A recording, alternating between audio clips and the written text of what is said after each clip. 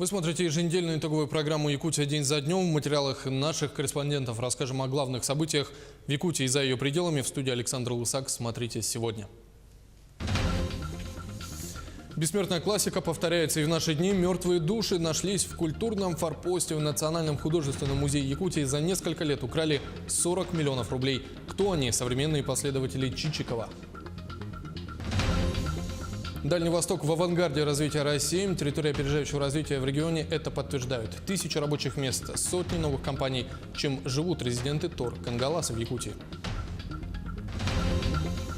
Падал, но всегда поднимался. Рублю на неделе досталось. Евро и доллар укрепились в среднем на 3 рубля. Ждать ли кризиса 2014 года или деревянный выдержит валютные удары?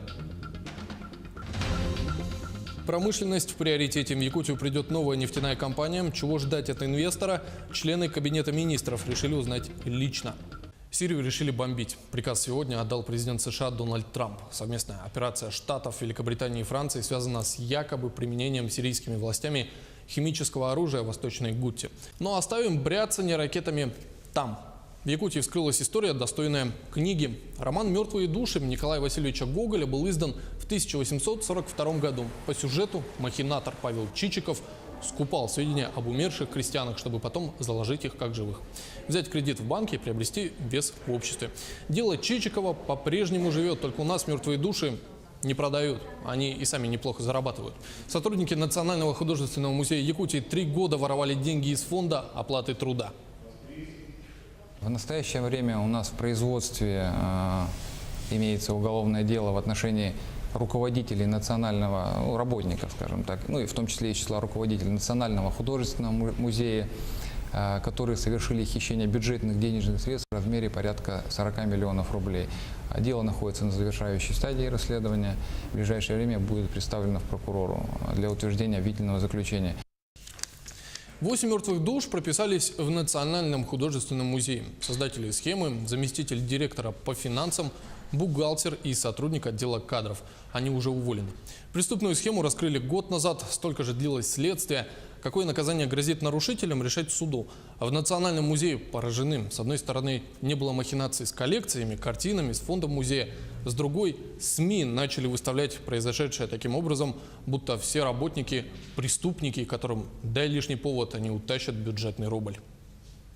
Была двойная бухгалтерия. То есть в нашем коллективе оказались, в общем-то, волки в овечьей шкуре. За каждым человеком это как бы не проследишь, потому что люди работали годами. Не просто вот прямо вчера пришел и тут же начал что-то делать. Сейчас же все онлайн. И что там они, как говорится, подписывают одно, посылают другое, это никто не проследит. Пострадал премиальный фонд по кварталам, скажем, 4 квартала, годовой какой-то, вот, потому что все время они говорили, что на 4-й квартал зарплаты не хватит сотрудникам. Считать чужие деньги неприлично, с другой стороны, это рубли, украденные из бюджета. Вообще 40 миллионов рублей лучше рассматривать с точки зрения примеров. На борьбу с паводком в Якутии потратят 40 миллионов рублей. Деньги пойдут в том числе на взрывные работы. Нерюнгринский район потратит на летний отдых детей и занятость подростков и вовсе 32 миллиона рублей. А на автобусы для перевозки болельщиков во время чемпионата мира по футболу уже в Санкт-Петербурге выделят 38 миллионов рублей. Госзакупка объявлена на предоставление 164 брендированных автобусов. Ну а в Ростове на содержание ливневок выделили более 40 миллионов рублей. Источником финансирования выступает городской бюджет. Ну а Орловская область получит 39,5 миллионов рублей на развитие паллиативной помощи. Деньги потратят на приобретение необходимых медикаментов, а также работу выездной службы. Ну и в общем 40 миллионов рублей можно потратить не только на мертвые души. Не дотягивает до украденных 40 миллионов рублей сумма, которую потратят на новые автобусы. В Якутске закупят 58 маршруток, каждая ориентировочно обойдется в 4 миллиона рублей. Однако это лишь верхушка транспортного айсберга. До 2024 года столица региона закупит 467 автобусов. Эпоха коротких, некомфортных, старых пазов канет в лету. На смену придут супермаршрутки, оборудованные для людей с инвалидностью, с удобными креслами, дополнительным утеплением и почему-то красного цвета. Совпадут ли ожидания с реальностью и не придется ли городским чиновникам потом краснеть, узнала Саргалана Захарова.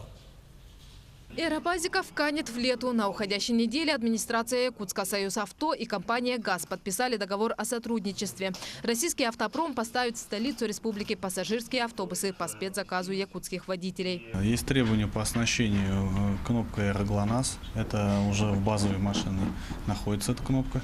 И вторым этапом оснащаются автобусы тахографами и ГЛОНАССами. Да? То есть это система мониторинга, прежде всего, которая интегрируется в диспетчерскую. Но уникальность якутских автобусов заключается не только в этом. Северные комплектации полностью утеплены, чтобы пассажиры себя комфортно чувствовали, тепло было в автобусе. Ну и, конечно, соответствовали всем требованиям, как экологическим и возможностям для перевозки людей с ограниченными возможностями, чтобы соблюдать все требования федерального закона. Утепленные полы, боковины и стеклопакеты. Аналогов в стране нет. Есть похожие, но комплектация другая, говорят предприниматели. За 2 года эксплуатации в других регионах себя показали неплохо. Но во сколько обойдется современный аппарат? С расходами на транспортировку до Якутска порядка 4 миллионов рублей. Немалые средства автобусника предлагают взять в кредит из фонда поддержки предпринимателей под льготную ставку 7%. То есть лизинг-компании на сегодняшний день тоже ведутся переговоры с лизинг-компанией, с банками также. Разные программы есть. Тут и государственная поддержка немаловажную роль тоже играет. Во-первых, эти автобусы на компримированном газе, это уже экологический класс Евро-5 идет. То есть выхлоп, все это же все, мы тоже пытаемся соответствовать стандарту. На то, чтобы полностью окупить расходы, потребуется не 1 год. Но если хочешь остаться на рынке, нужно играть по правилам. Большинство водителей готовы пересесть на новый транспорт. В городе на сегодняшний день осуществляет перевозки 18 маршрутов. 18 ООшек, которые осуществляют перевозки в городе Якутске. И решили, в общем собрании что каждая бригада себе возьмет, чтобы на каждом маршруте было по такому автобусу. Вроде программу неплохую разработали, под 7%, насколько я знаю. То есть это даже довольно-таки меньше, чем ипотека сейчас, да. Ну, машины новые, я думаю, отработаем, все будет хорошо. Иван Передолчин работает на городских маршрутах 7 лет. Сперва на старом ПАЗе, сейчас на обновленной версии. Однако для Якутска эти автобусы уже не подходят, считает опытный водитель. В час пик немножко не хватает. Потому что вот ЛиАЗ, если взять, мне кажется, слишком большой для нашего города. А ПАЗик немножко маленький.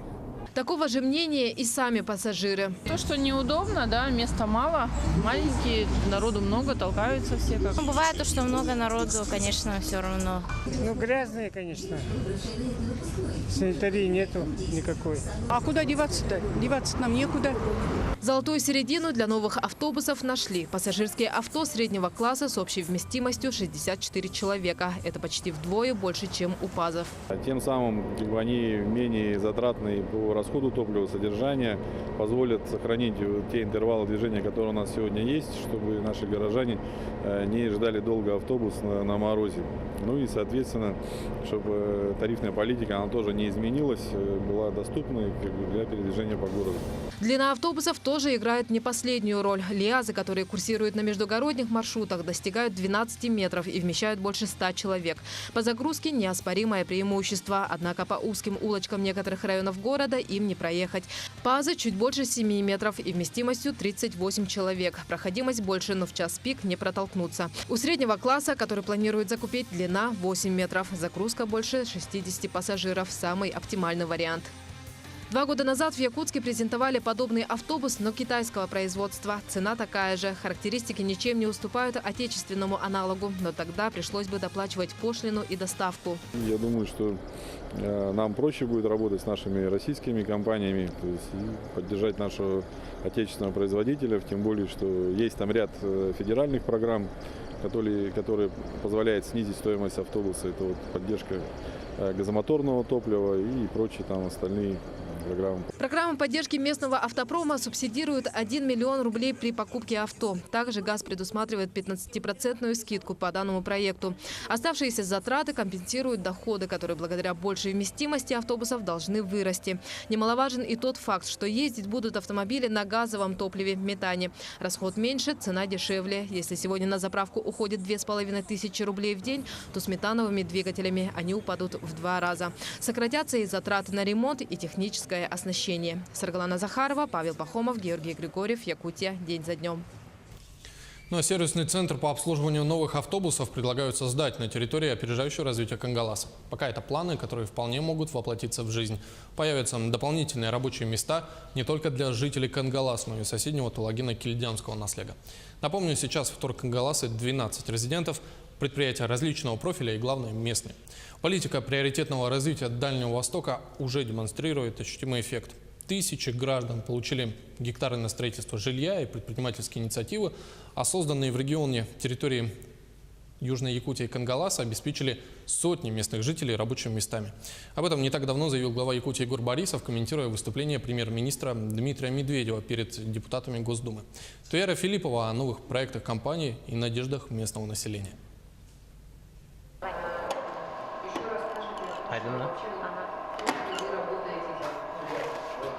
Это новинка одного из первых резидентов ТОР Сахали Пснели. Предприятие усовершенствовало под северные условия литовские печи. Вместе с получением патента меняет и свое название на Якутский котловой завод. В эти дни, пока не закрылся зимник, крупную партию заказа готовят для арктических районов. Житель Кангалас, слесарь по специальности Николай Карпенко, виртуозно закручивает заготовки для новых котлов. Главное в работе – чувствовать металл, говорит он. Работа нравится, да. Рядом с поселком находится. Раньше ездил в город, работал. На автобусе долго добирался, только на работу 3 часа уходило на дорогу. А сейчас 15 минут уже и дома. Десятки жителей близлежащих населенных пунктов работают и получают здесь стабильную зарплату. Мы очень большую надежду возлагаем на этот Тор Кангаласский в том плане, что рабочие места, которые сейчас планируются, около 270 рабочих мест, и у нас есть соглашение с руководством Тор Кангалас. Получить работу в Тор Кангаласы хотят многие жители, так как уровень безработицы в близлежащих селах высокий. К примеру, в поселке Кангаласы после закрытия угольного разреза многие остались без работы. Сейчас половина трудоспособных граждан, чтобы зарабатывать, вынуждена ездить в Якутск, либо сидеть без работы. Глава поселка с развитием Тор связывает надежды на возрождение Кангалас. В этом году на территории, бывшей территории ГРП, у нас уже там запланировано развитие алмазно-гранильного производства. Уже приступили к работе, в этом году будут продолжаться работы. И там планируется открытие где-то 300 рабочих мест. В дальнейшем мы планируем, что будет строительство социальных объектов, планируется строительство новой школы, совмещенной с детским садом. И, конечно, мы хотим, чтобы построен был спортивный зал. Но думаем, что с развитием с предоставлением новых рабочих мест будет, конечно же, поселок развиваться, будет численность населения расти, и то есть будет поселок по-новому снова жить. Территория опережающего развития Кангаласы находится в 35 километрах от Якутска и располагается на 138 гектарах земли. Резиденты ТОР – это частные компании, государство их освобождает от налогов, а они, в свою очередь, создают конкурентную продукцию и новые рабочие места. Пока резидентов здесь 13, но через 10 лет их должно быть не менее 40, а объем налоговых поступлений должен составить порядка 12 миллиардов рублей. Пока же для резидентов ТОР создаются все необходимые условия. Проведены свет, тепло, скоро будет и водоснабжение. В этом году в первом квартале на площадке Капитоновка заведена оптоволоконная связь Ростелекома. И часть резидентов уже подключена к сети высокоскоростного интернета. Попутно к высокоскоростному интернету недавно подключили и близлежащие населенные пункты. И это не единственный бонус соседства с ТОР. Социальные учреждения обеспечиваются свежими овощами теплицы Саюри, еще одного резидента ТОР. Осваивать внешние рынки готова и другая компания, резидент территории опережающего развития Кангаласы «Биге». Лакокрасочная продукция, выпускаемая «Биге», уже несколько лет пользуется спросом у якутян, так как по цене в 1,5 раза дешевле российских аналогов, а по качеству ничуть им не уступает. Ставим себе цели стать одним из лидеров рынка России, именно лакокрасочной промышленности. Ну и выйти уже на международные рынки. В первую очередь Китай. Там очень большая проблема именно в плесени. У нас как раз разработки ведутся в этом направлении. и у нас там перспективы есть. Но выйти самостоятельно на внешние рынки не каждому предпринимателю под силу. Поэтому власти советуют им создавать совместные с иностранными инвесторами предприятия, чтобы те могли обеспечивать рынки сбыта. Мы в перспективе должны именно акцентировать на экспорт. Должны дальше развиваться по привлечению инвесторов из азиатско-тихоокеанского рынка, потому что именно там мы видим потенциал по экспорту и по рынку сбыта. Главная проблема, которая еще остается – сложная транспортная схема и удаленность Якутии от центральных регионов страны. Но якутские предприниматели готовы преодолеть и эти преграды. К концу этого года будет введен в постоянную эксплуатацию железнодорожный пусковой комплекс Томмот-Нижний Бестях. Тогда доставлять грузы будет значительно проще и дешевле. Кстати, в этом году ввод пониженных тарифов на железнодорожные перевозки РЖД уже сказался на снижении транспортных расходов частного бизнеса. И это дает им уверенность развивать и расширять свое производство. Туяра Филиппова, Ольга Ушницкая, Павел Пахомов. Территория опережающего развития Кангаласы. Якутия день за днем. Сейчас короткая реклама. Через 2 минуты мы вернемся. И вот о чем расскажем далее. Рубль упал. Эксперты считают, ненадолго. Как крупные компании, работающие в Якутии, отреагировали на колебания валют и почему 2014 год не повторится. В Мирнинском районе Якутии начнут добывать нефть. В регион пришел новый недропользователь. Готов ли инвестор вкладывать в развитие республики, а не только выкачивать нефть? Живые мертвецы заполонили кинотеатры Якутска. Первый фильм о зомби-апокалипсисе «Республика Z» вышел в прокат.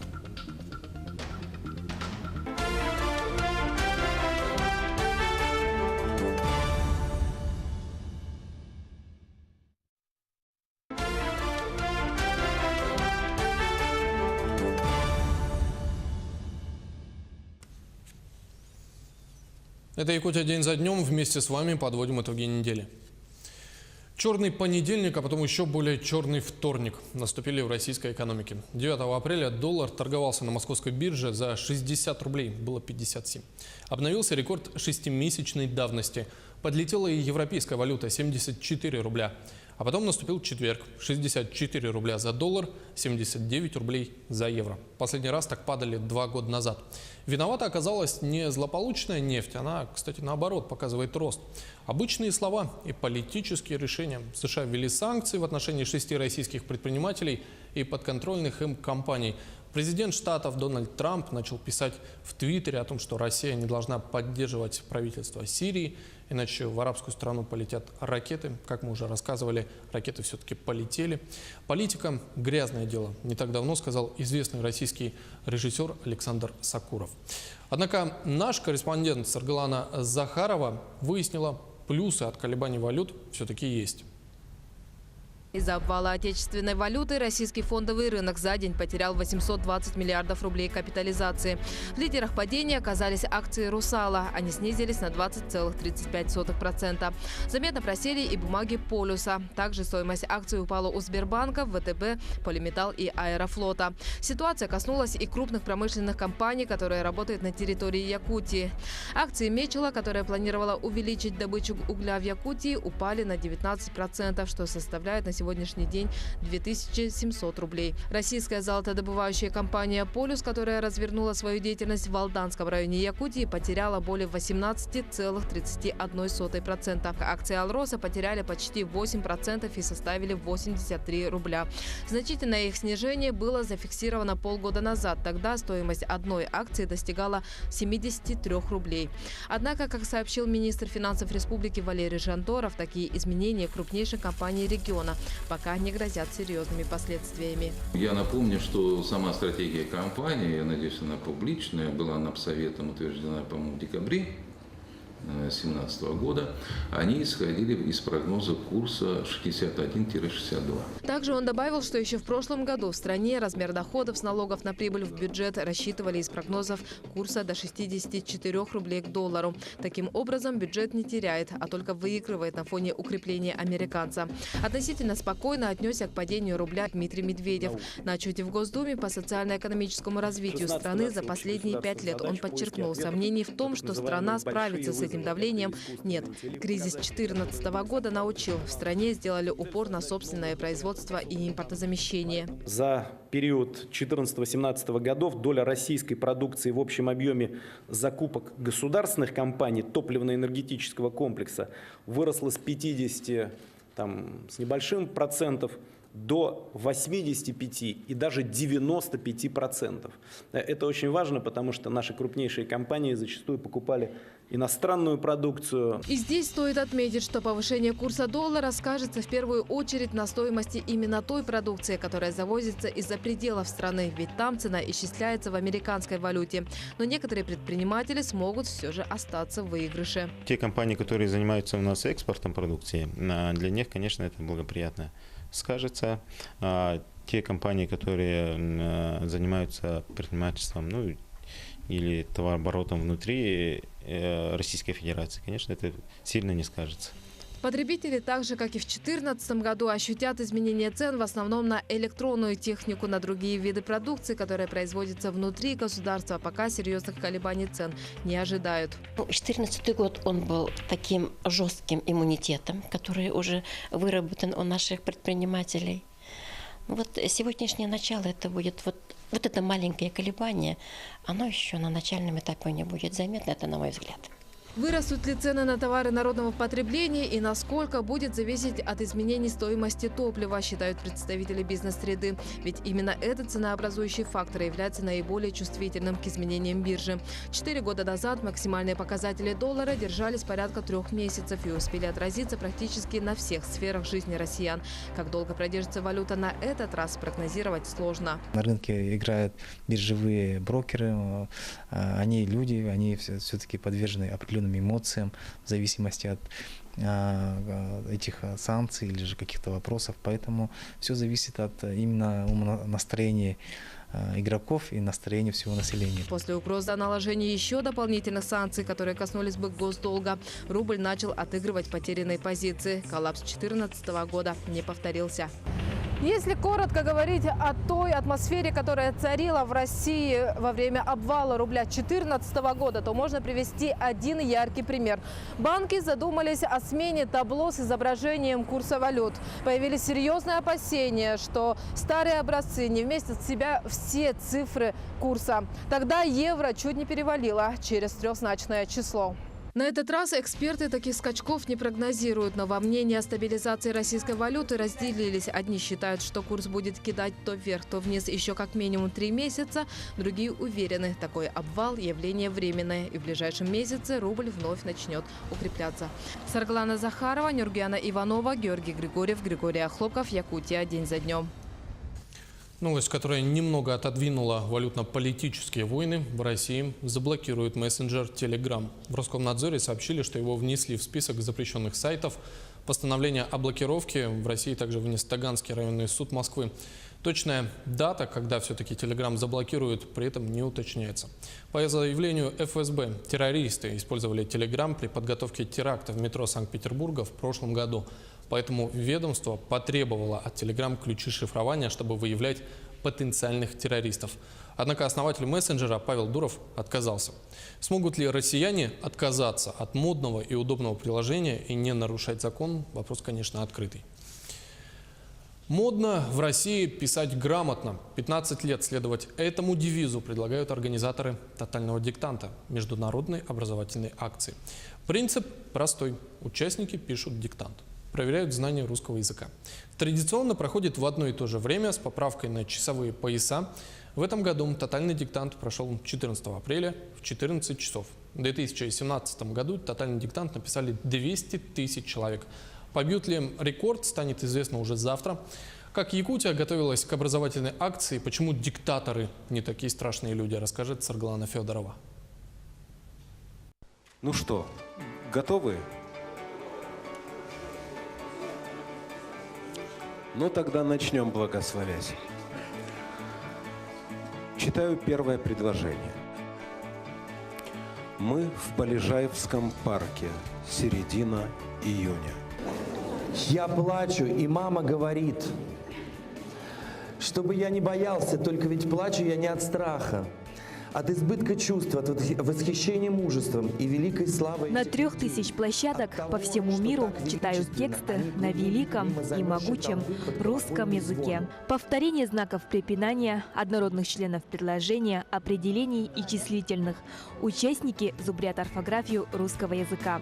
Ветеран тотального диктанта Лина Слепцова участвует каждый год. Сперва получила 4, затем поработала над ошибками. Теперь всегда пишет диктант на 5. Но я не готовлюсь неделями, месяцами. Да. Трудности могли возникать в знаках препинания, так как мы знаем, что тотальные диктанты пишут именитые авторы, которые имеют собственное видение постановки и знаки препинания, что, соответственно, дает какую-то сложность при написании. Успех написания диктанта зависит и от диктатора, человека, который читает текст. Умение интонировать значительно упрощает работу для участников. Предложение диктовать для меня было довольно, скажу, удивительным, потому что я сам имею юридическое образование и, в принципе, к учительству, преподаванию отношения большого не имею. Однако очень часто смотрю документы, и они бывают подготовлены не очень грамотно. Как готовлюсь? Во-первых, читаю художественную литературу. Во-вторых, я часто выступаю публично. У меня всегда были 5 по русскому языку. Правда, ЕГЭ я сдал на 73, но там были ошибки в части запятых. За неделю до диктанта в Якутск доставили 1100 ручек. Специально для участников. Коробки отправили в Нерюнгри, Алдан, Ленск и Беркакит. Тотальная проверка захватила не только учебные заведения, библиотеки, но и музеи. В Якутске диктант можно написать в Северо-Восточном федеральном университете, в библиотеках имени Пушкина и Белинского и в интерактивном музее «Россия. Моя история». Еще один вариант – написать диктант онлайн. То есть никуда не ходить, сидеть дома перед компьютером. В день проведения тотального диктанта заходите на сайт TotalDict, предварительно нужно зарегистрироваться, чтобы работа была проверена, и пишите тотальный диктант. Для 3-часовых поясов готовят 3 разных отрывка, так что подтасовывать результаты практически невозможно. Главное – прийти вовремя, и при себе иметь ничего не надо. Участникам выдают бланк и ручки. Тотальную проверку на грамотность торопится пройти и в Мирном. Все атрибуты для написания диктанта расставлены по местам. У нас площадка на 80 мест. Сам текст диктанта мы получаем примерно за час до начала диктанта. Все запаролено, прямо открываем шифры, пароли. Безграмотно говорить и писать, считают жители Алдана, не просто некрасиво, недопустимо. Мнение разделяет инженер Амиран Галаян. Силы в диктанте проверяет каждый год. У меня ни разу не было орфографических ошибок, ни первый раз, ни второй. Но первый раз я там в пунктуации наделал ошибок, да, 6 где-то ошибок или 7, и была у меня 3. В прошлом году всего 1 пунктуационная ошибка, но по орфографии проблем никогда не было. И в школе никогда не было. И в школе у меня были оценки по русскому языку 4, 5. Но не потому, что я так хорошо знаю грамматику русского языка, как раз таки это благодаря чтению. Виктория Книгина, корректор газеты. Грамотность называет издержкой профессии. Говорят в этом году, что будет пунктуация, новый автор. А так, 2015 года Андрей Усачев, детский писатель, и Леонид Юзефович, очень, конечно, деликатно тексты очень подобрали. Я думаю, что несложно. Как бы для широкого круга. Не каждый задумывается, насколько он грамотен, а тотальный диктант – независимый индикатор. Итоги эксперты подводят неделю. Результаты загружают на сайт totaldict.ru. Можно узнать ошибки и получить консультацию. Участие в международной образовательной акции не только способ оценить грамотность, но и возможность прикоснуться к современной русской литературе. Авторы текста для тотального диктанта меняются каждый год. В списке множество известных имен: Борис Стругацкий, Дина Рубина, Захар Прилепин. В 2011-м про орфографию как закон природы предлагал написать Дмитрий Быков. Год спустя правила изменились. Авторы начали готовить 3 текста для разных часовых поясов.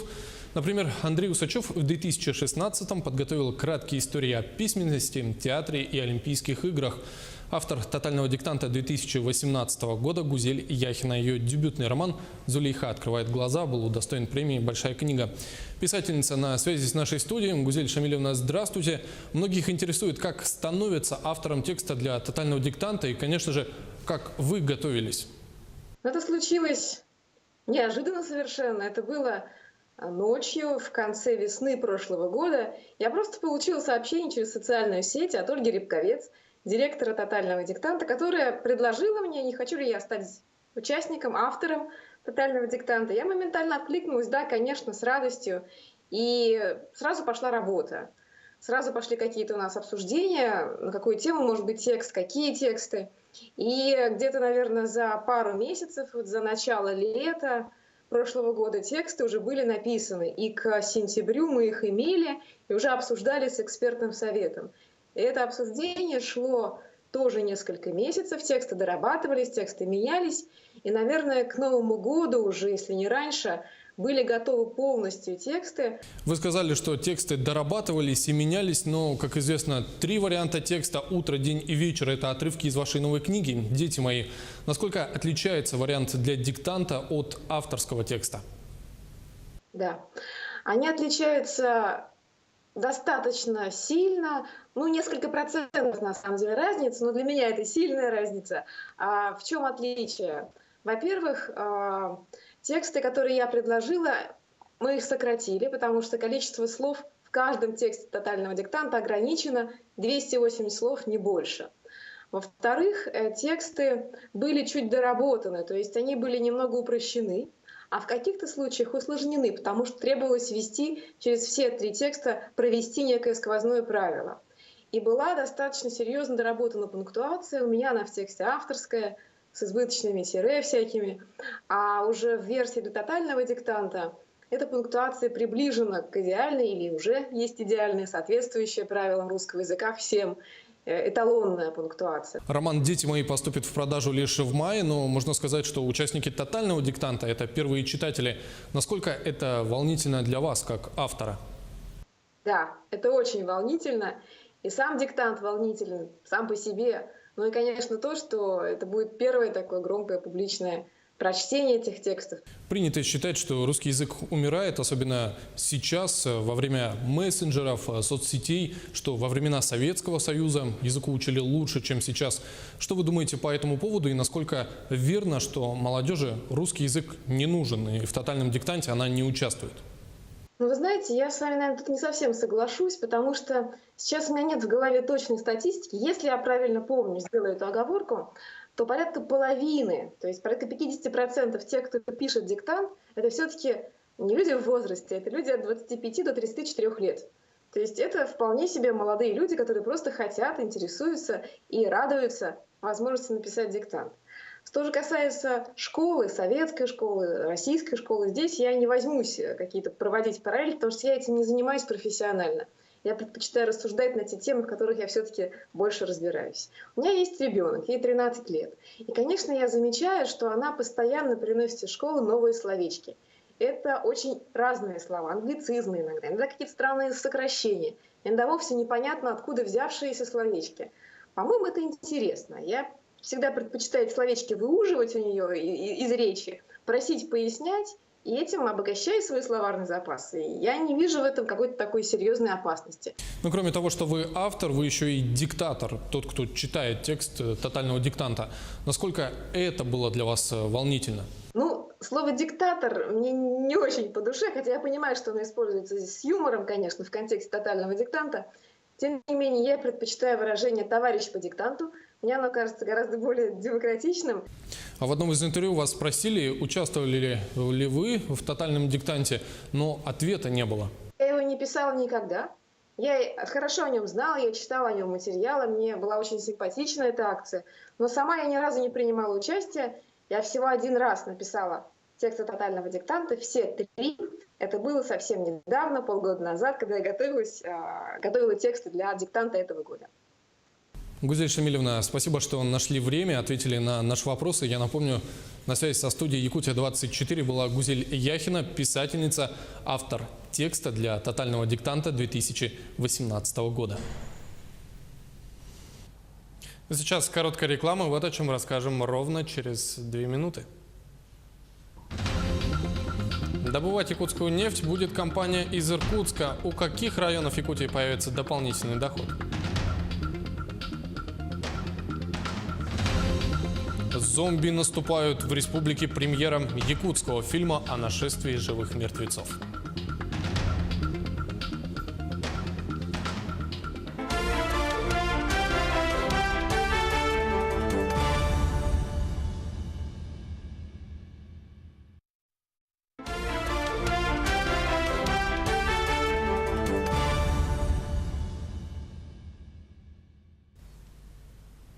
Это «Якутия день за днем». Рассказываем о главных событиях этой недели.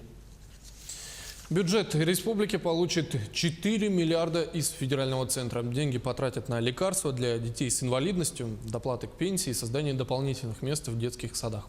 Доходы Якутии выросли до 192 миллиардов рублей. Однако дефицит республиканской казны остался на том же уровне, чуть больше 1 миллиарда. Где взять средства? Привлекать инвестиции. На днях министры отправились в Иркутскую область посмотреть на объекты Иркутской нефтяной компании. Предприятие уже готово зайти в Якутию, вложить деньги и запустить производство. Первый пункт делегации правительства Якутии – Усть-Кут, ключевой город для Иркутской нефтяной компании. Здесь находится единственный железнодорожный мост через реку Лену. Республиканские министры спрашивают местные власти об экологии, смотрят презентации, обсуждают налоги от работы ИНК. 50% всех налоговых поступлений, которые у нас поступают, платит Иркутская нефтяная компания. Больше 200 миллионов поступает только НДФЛ в год. Однако лучше увидеть своими глазами. В 230 километрах от Усть-Кута Ярактинское нефтегазоконденсатное месторождение. 1,5 часа на вертолете. Здесь добывают 80% углеводородного сырья компании. Перед осмотром владений нефтяников члены якутского правительства отправились в лабораторию проверить, как проходит анализ дизельного топлива. Наливали в одну из колб дизельное топливо, в другую наливали воду дистиллированную, да? И то есть чисто визуально отличить практически невозможно, потому что наше дизельное топливо очень хорошего качества. Якутское правительство приехало на месторождение не просто посмотреть. Иркутская нефтяная компания начинает геологоразведку в Мирнинском, Сунтарском и Ленском районах. Ищут углеводороды. При этом в Мирнинском районе работа значительно продвинулась. На Мочобинском месторождении мы в этом году планируем начать промышленную добычу. После приобретения этого актива мы сейчас занимались заменой инфраструктуры. И в настоящее время, в скором времени, я думаю, что месторождение заработает. Безопасность на первом месте. Нефтяная компания работает без аварий. На каждом углу золотые правила. Не употреблять алкоголь, использовать средства индивидуальной защиты, соблюдать безопасность дорожного движения. Показатель серьезного подхода к производству. Экологии – повышенное внимание. Система очистки сточных вод, термическое обезвреживание отходов, замеры газовоздушной смеси. Намерения у компании очень серьезные, и поэтому мы, правительство Республики Саха-Якутия, хотим, чтобы компания вела ответственное природопользование на территории республики. Прямой интерес правительства Якутии – создание рабочих мест. Иркутской нефтяной компании при старте в республике понадобится рабочая сила. Важен и социальный аспект. Недропользователь не должен только выкачивать ресурсы. Иркутские нефтяники финансово помогают муниципалитетам республики на постоянной основе. Каждый недропользователь, он является налогоплательщиком. Нам бы хотелось, чтобы недропользователи приходили с инвестициями, осваивали месторождения. Таким образом мы получали бы дополнительные доходы в бюджет. Промышленная политика – приоритет работы правительства Якутии. Подобное взаимодействие с крупным инвестором поможет выработать единую политику региона в области промышленности и экологии. Представители Иркутской нефтяной компании подчеркнули, высокие стандарты работы будут применять и в Якутии. Слова готовы подтвердить делом. На запуске добычи нефти в Мирнинском районе ждут членов Республиканского кабинета министров. Показать, как все устроено.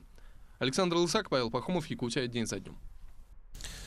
Объединяют в Иркутской области Якутию не только нефтяники. В регионах, которые находятся на берегах Лены, начинают закрываться ледовые переправы. На федеральных трассах Вилю и Колыма проезд перекроют уже 16 апреля.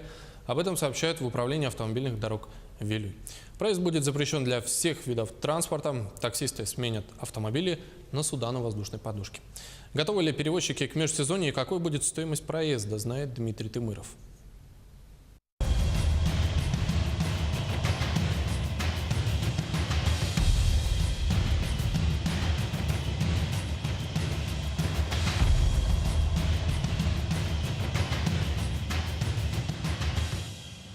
Закрытие ледовых переправ якутяне воспринимают, мягко говоря, болезненно. Для жителей Заречья суда на воздушной подушке – это единственный способ передвижения.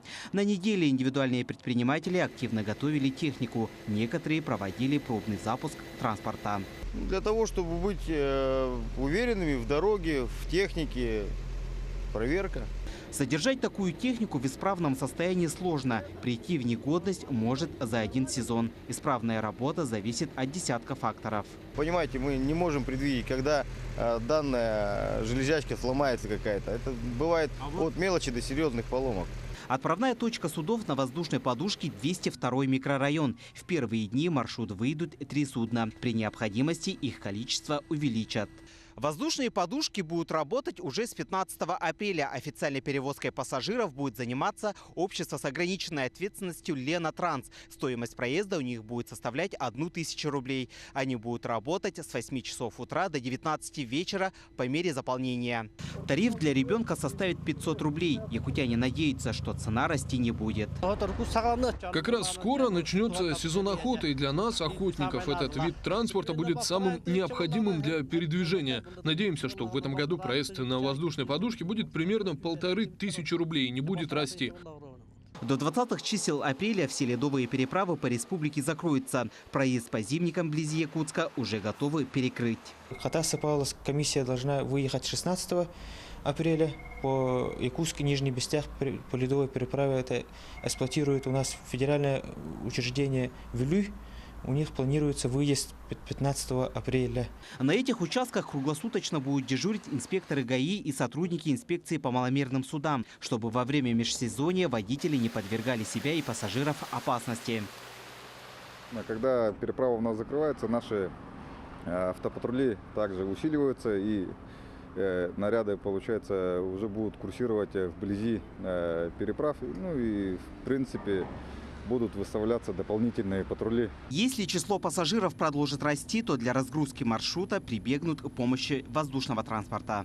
В осенний период, конечно, тоже с полярными авиалиниями вопросы отработаны. Они, готовности воздушное судно готовности имеется.